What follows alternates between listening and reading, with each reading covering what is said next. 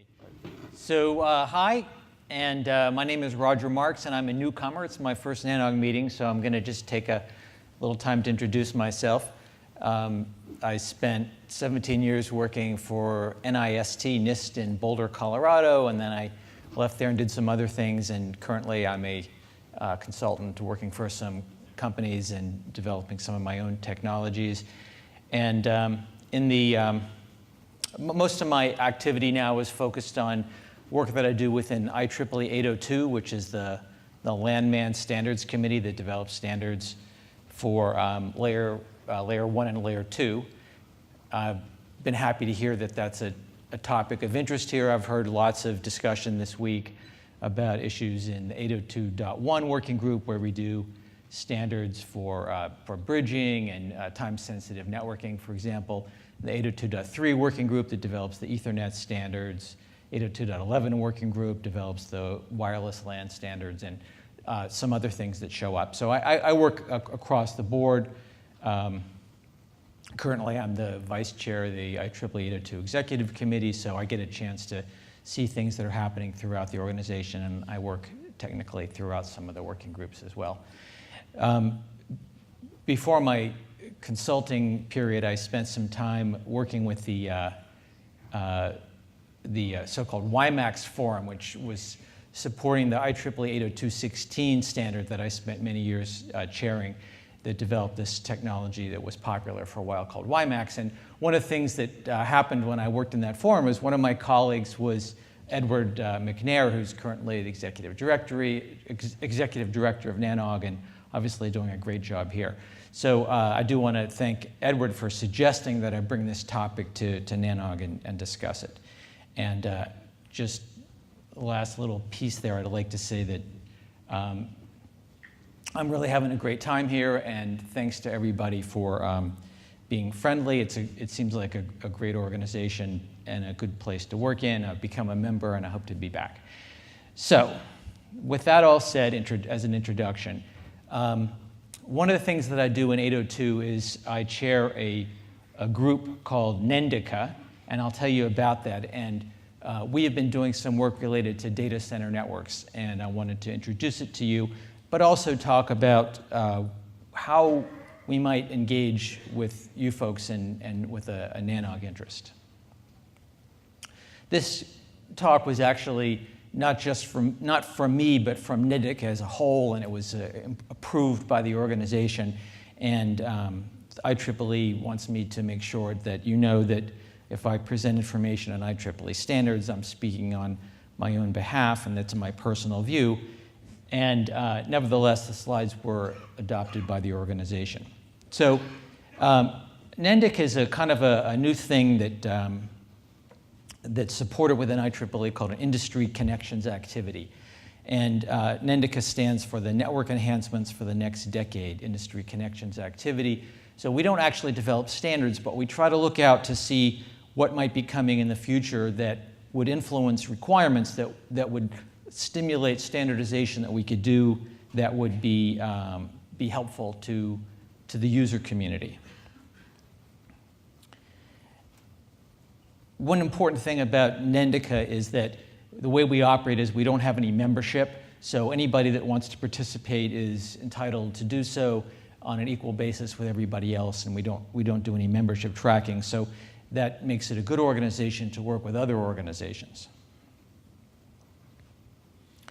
These industry connections activities, according to the IEEE Standards Association, provide an efficient environment for building consensus and developing many different types of shared results. And we don't develop standards, but we do things that could be precursors to standards. In the specific case of Nendica, we're supposed to assess emerging requirements for IEEE 802 wireless and higher layer communication infrastructures, looking for gaps and trends that are not currently addressed, and facilitate building industry consensus toward proposals to initiate new standards development efforts. And one of the things that we focus on is enhancements that will focus on vertical networks and also enhance cooperative functionality among the existing 802 standards to support network integration.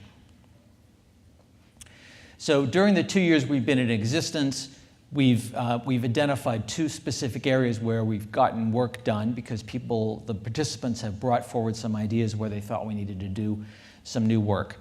And one of them I'm going to focus on today. It's a lossless network for data centers.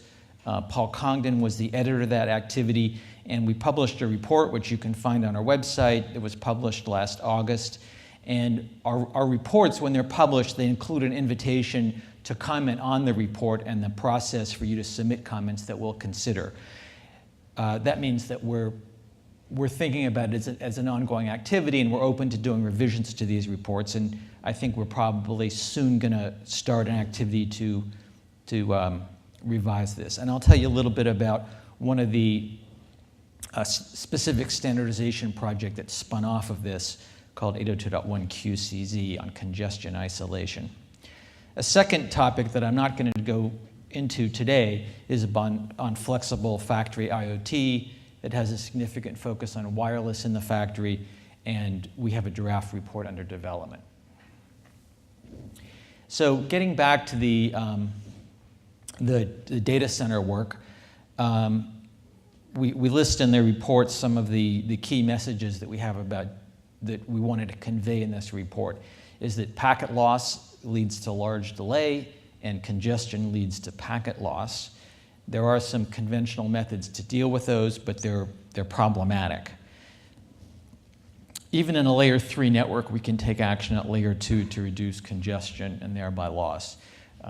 I'd just like to add that we've had some discussions with other organizations, including interaction with IETF. We did a workshop together with IETF last November in Bangkok on this specific topic, and it was interesting to see that the perspective from a lot of the folks in IETF was that they didn't realize that anything in IEEE would be relevant to data center networks because they thought of them as being focused on layer 3, but they came to understand that the kind of work we do in 802, and that I'll talk about today, could support what they're doing even though it takes place below layer 3.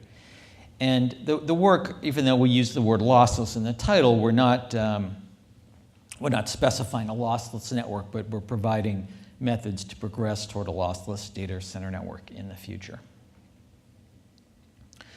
In the report, which I hope you'll take a look at and see if it's helpful to you, we talk about some of the use cases for data center networks and online data intensive services, deep learning, non-volatile memory, express, and cloudification of the central office. And we tried to extract the commonality, and the overall theme there is a dependence on the parallel computation that goes on in the network and how that affects the networking within the data center.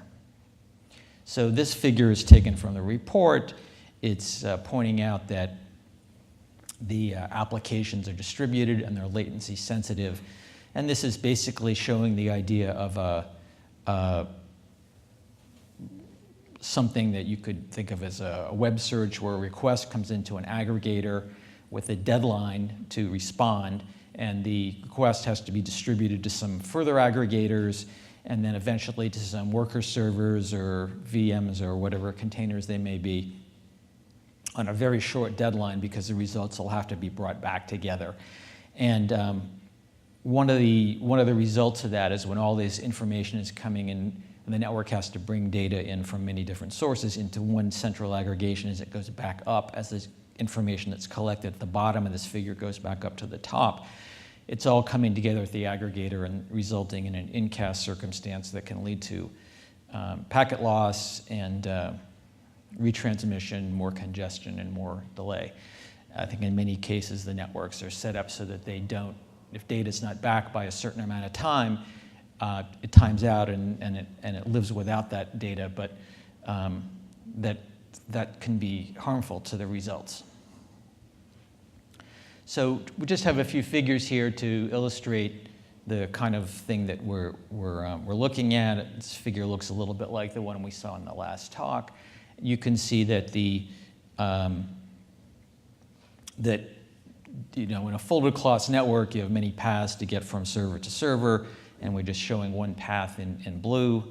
And the popular approaches, and you see in this kind of network is something like ECMP, where you assign a flow to a path at a kind of a quasi-random basis, and two flows by chance are probably going to be going to different routes and be less likely to hit each other, but also distribute the traffic across the network. One of the problems you have when you do ECMP is that you can have, just by chance, you can have a couple of large flows that may collide, end up being sent through a same switch and lead to some congestion that can be hard to manage. Another problem, to try to illustrate the incast problem, is shown here, where you have two flows, a green flow and a blue flow, and they because it's incast and services are collecting data from multiple places into the same point. I'll just point to the screen on the left. You can see that these flows are coming together, and they're piling up in an output queue that's going out to some server. And in this kind of environment, you get congestion at the output queue that's not a result of the route that was taken. So ECMP can't help, because all these flows, no matter what routes they take, they're all going to eventually result in a busy output port. Now, IEEE 802 has a history in this area. There's 802.1 working group had a data center bridging task group for a number of years, and one of the standards they developed was originally called 802.1 QBB, which specified priority flow control, and that's still in the standard, in the 802.1 Q standard. And the basic idea is that, let me just step back a little bit before that. An earlier kind of concept in 802.3 was the idea of a pause frame, and if a queue got too busy, a device could send to the switch a pause frame and say, just hold on a second until my queue empties out a little bit. And that's a very crude hammer, because it stops all the traffic coming in from that link. So PFC was designed to be a more subtle way to pause traffic, and it was priority-based. And you have in 802.1 Q, you have these 8 different QoS classes, and in many cases, you may have different queues for each traffic class. And so if you've got a busy scenario here showing on the output queue, where you have greens and blues filling up the output queues, and then as a result of that, the input queues are going to start to fill, let's say with this blue traffic. And the PFC lets a message be sent from this switch to this switch saying, hold on a second, we need you to pause for a while this particular traffic class. You don't have to pause the other ones, but this particular one, hold on to, because we're getting filled. And that was a useful idea. It has been deployed. It's not unheard of in environments, so people have had some difficulties with it. It has some limitations. And one of the problems we're concerned about here is the fact that stopping a traffic class is still a fairly crude hammer, because there could be other traffic of the same traffic class that's not part of the congestion problem. And for variety, I'm going to point to this screen. So this is showing that, see, here's a green flow and a blue flow that are combining at some output port to result in incast. But there may be a magenta flow that is coming from a different server and coming out a different port, and really has nothing to do with the congestion. But it's of the same traffic class, and so if you freeze this particular traffic class, you're going to freeze this victim flow, and the data is not going to be able to flow, even though it's really not necessary to do so for any particular good reason. It's just that it happens to overlap the traffic class. So that's one of the things that we're trying to deal with in this activity. We identified in this report, and as a result of the report, we did start up a new standardization activity, this 802.1 QCZ, that's looking at congestion flow isolation and trying to more subtly deal with this problem of congestion. And we try to illustrate here in this figure with four states. And this is showing like an upstream switch and a downstream switch. And we have some traffic that starts to build up in an output queue. That's this little red burst saying, hey, this queue is starting to fill. And what we do is, if we can identify the flow that's causing this difficulty, we put it off in a separate queue, and we start stacking up those packets in a separate queue and take them out of the filled queue and let that queue continue to process, including these victim flows can go ahead and be processed. And that'll start to fill. Eventually, if it's very slow, then maybe the input queue starts to fill, and there's a point where we can send a message back, what's identified as a CIP message back to the next stream saying, hey, we're starting to even fill up the queues that are available for this traffic, and can you do the same thing upstream, put that into a separate stack. And if it gets really stacked up, we have the ability to send a PFC to take a bigger hammer to the problem. I put in a couple of figures here that illustrate the same idea in a more detailed way. And these figures were taken not from a Nendica output, but from a Nendica input. We just a couple of weeks ago received this interesting document. I think it's interesting. Here's a document number. You can find it on our website. And it's a contribution that came in from a university that was looking at some of the proposals that we had made here and trying to analyze what happens. And this gives you a more detailed example of how this kind of congestion isolation will work.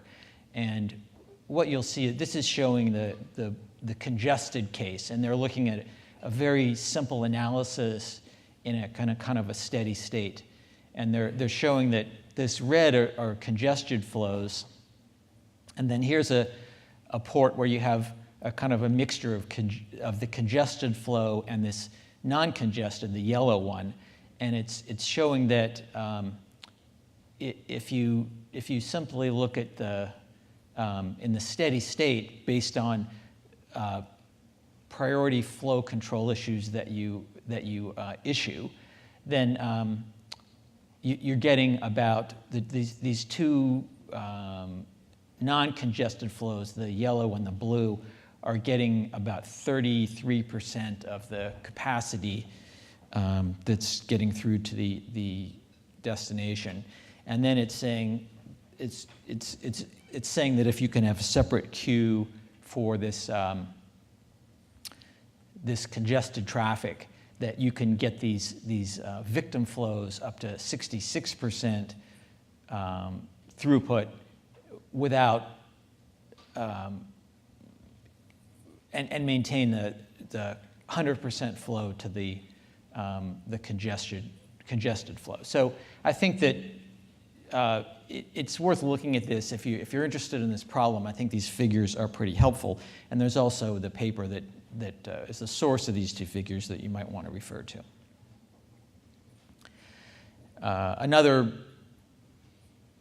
common approach to this kind of problem is to do explicit congestion notification. There's many forms of this. There's layer 3 and there's layer 2 forms. But essentially, if you get congestion, there's a possibility of doing feedback back to the source and trying to send a message back to the source saying, hey, we've got a blockage here and you need to hold back there. But that involves control loops that the timing is a little bit tricky, and it's a little hard to understand and analyze that, how that might work in all possible scenarios, but that's certainly something that's used in these cases. If you look in the report that I've been mentioning, we mention a few other topics in less detail, but they're ones that were raised in terms of the discussion as to issues that could be relevant and possible approaches to solving some of these congestion issues. So this one, people are calling load-aware packet spraying, and it's a little bit like ECMP in the sense that you're distributing your data on multiple paths. But what's done here is that there's a feedback from the load end talking about that's able to assess the congestion and feed it back to the source. And then the data is sent not on a single path, but on multiple paths. So you have some basis of something less than a flow. It could be a packet by packet basis. But because your data is sent on multiple paths, you'd have to do, you'd have a reordering problem because the packets could come out of order, so they have to be sequenced in some way. But that's a possible way to deal with a more fine-grained granularity of the ACMP kind of approach. And another one that we discussed in the paper we called push and pull hybrid scheduling. And the basic idea here is that in the congested scenario, you can look at cases where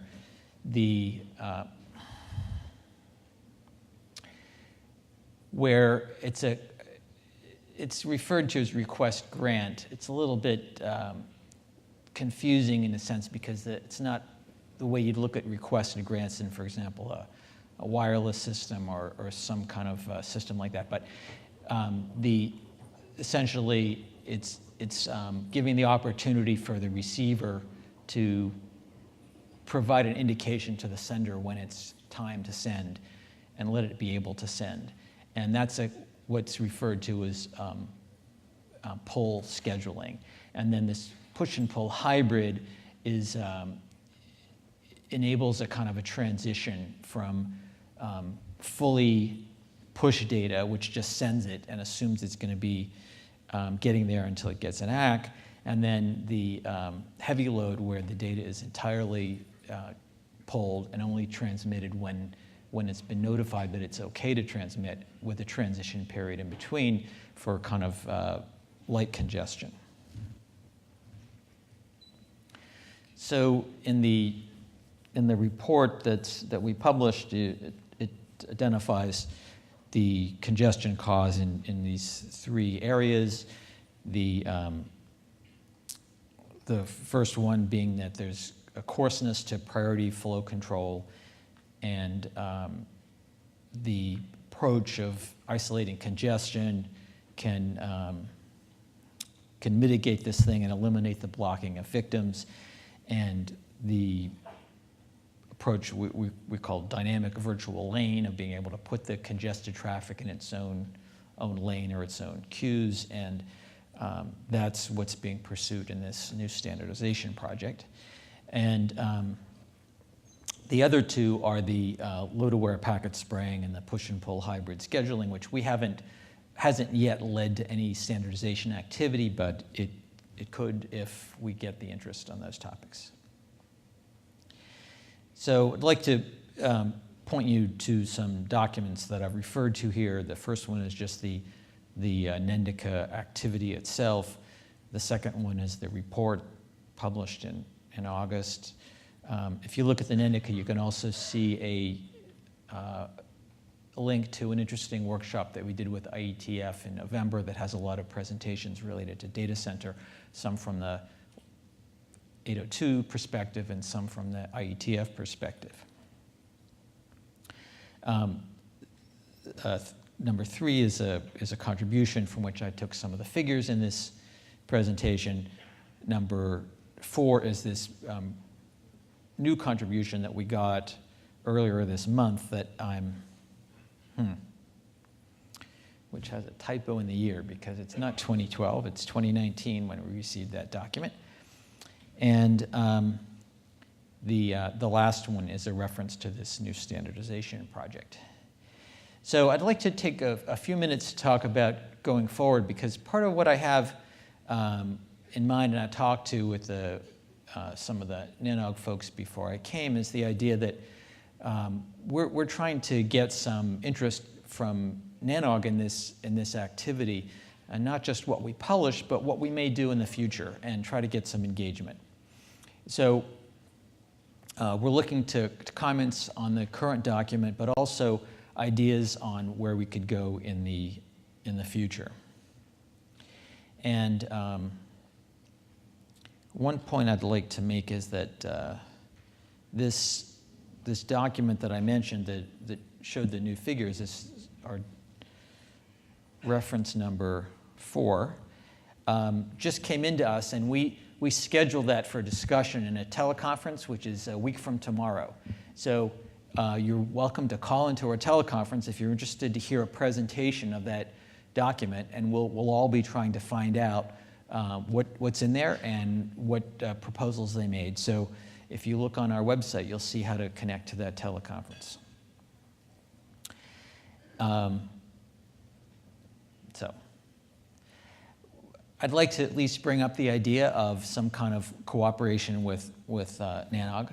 Nendica is open to participation from anybody. There's no qualification. So if you want to participate in the Nendica teleconferences or participate in the written comment submission process, feel free. I encourage you to do that. And I think on the Nendica side, we're open to activity that would lead to some kind of common engagement. And at the bottom here, it says we could be happy to convene Nendica meetings in conjunction with NANOG meetings if that would help get some joint discussion. I think one of the things I learned at this meeting is that a potentially good opportunity to have that kind of discussion could be through a track or a tutorial slot at a future NANOG meeting where we could try to focus on some of these issues. So that's one of the things that I've learned here. So you can find out all the information you need, I think, to participate here, and you can feel free to contact me if you need more information on how to do that. So please feel free to join our teleconferences, and let's see if we can talk about how to proceed. And I'm certainly currently thinking about trying to propose a track or tutorial program for NANOG 76, at which we could do some further discussion. And I think the last point on here was that the folks that are involved in this 802.1 QCZ project on congestion isolation wanted me to let you know that they would be happy to do a presentation for the NANOG audience. So if NANOG folks want to learn more about what's going on in that standardization activity, they would do a conference and just focus on what that standardization project is doing. So I'm done, and I appreciate your time. It's been great being at NANOG, and I've learned a lot, and it's actually changed my way of thinking about how I'm going to proceed and what I'm going to be doing after this meeting. And I hope the same thing is true for you. And if you have any comments or questions, let me know.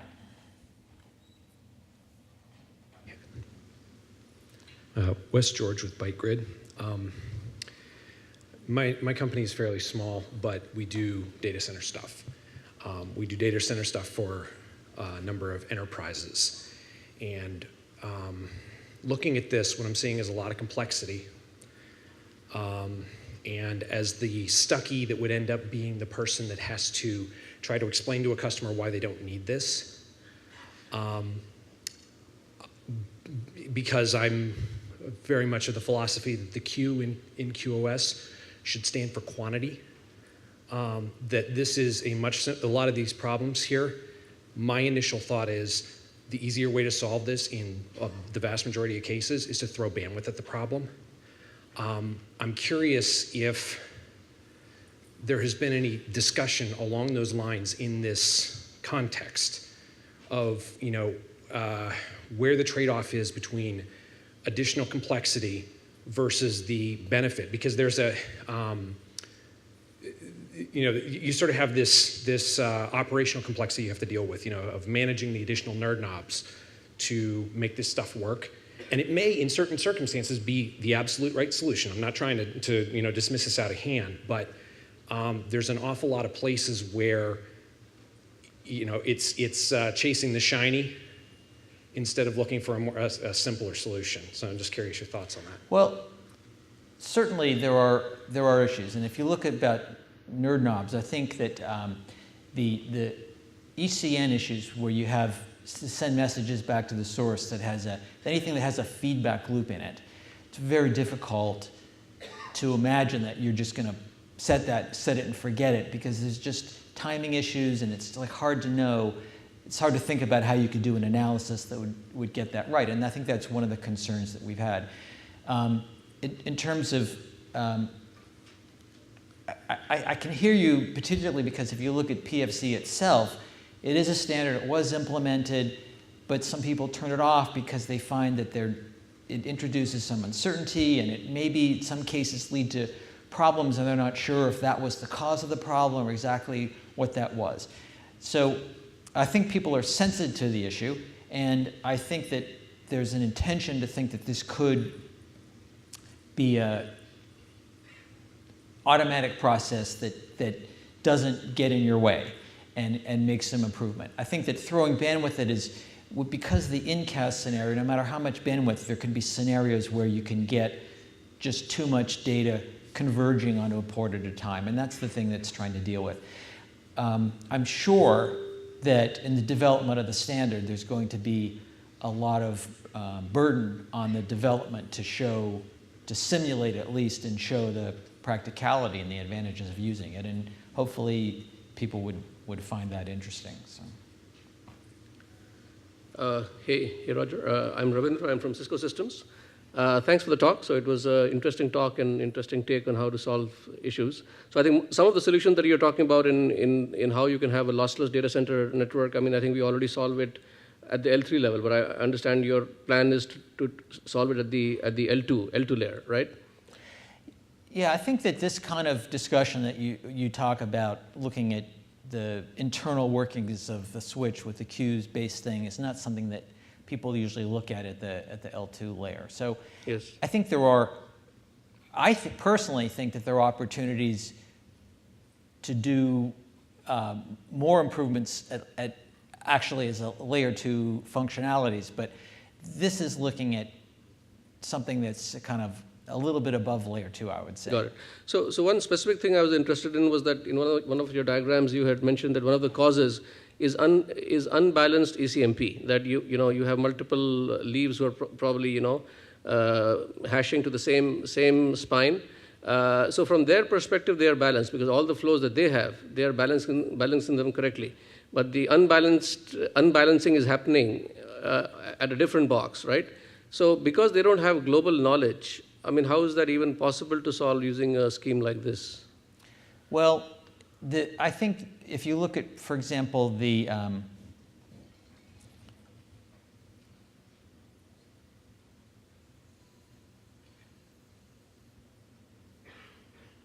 example like the load-aware packet spraying, it's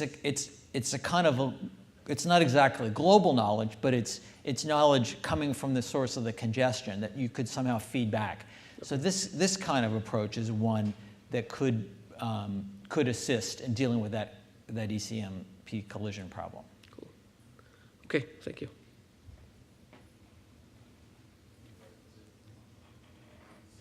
In regard to this specific approach, are you suggesting that reordering at end systems are no longer an issue? This would probably be, the presumption here would be that you'd have to number and sequence those and reorder the packets. Okay. The systems already do reordering, but so my question is it no longer an issue in, say, modern systems reordering?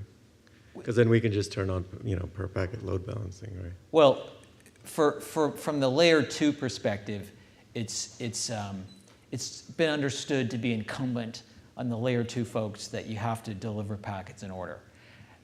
You know, Which means you have to have full L2 across from ingress to egress, right? Yeah. Well, you don't. So you know, you don't have to, as long as it's in some flow, however you define a flow, then you have to keep those in order. So I think from an L2 perspective, yes, this would be an additional sequencing that would be applied. Okay. But means the whole thing is L2. The whole picture is L2. Right? Yeah, I think that's right. Aren't you guys thinking of how you can maybe cross the layers a little bit there with the solutions? I think that if you look at the, yeah, I think there is an intention to try to do a kind of a cross-layer solution. I think that's where we've seen some harmonization with, or opening the door with IETF to see where we can somehow complement. I think that with most of these approaches, the intention is probably to supplement the L2 solution, but not to supplement the L3 solution. Yeah, because L3 knows that there's more than one way to get to the end system. L2 doesn't. Right. So. Exactly.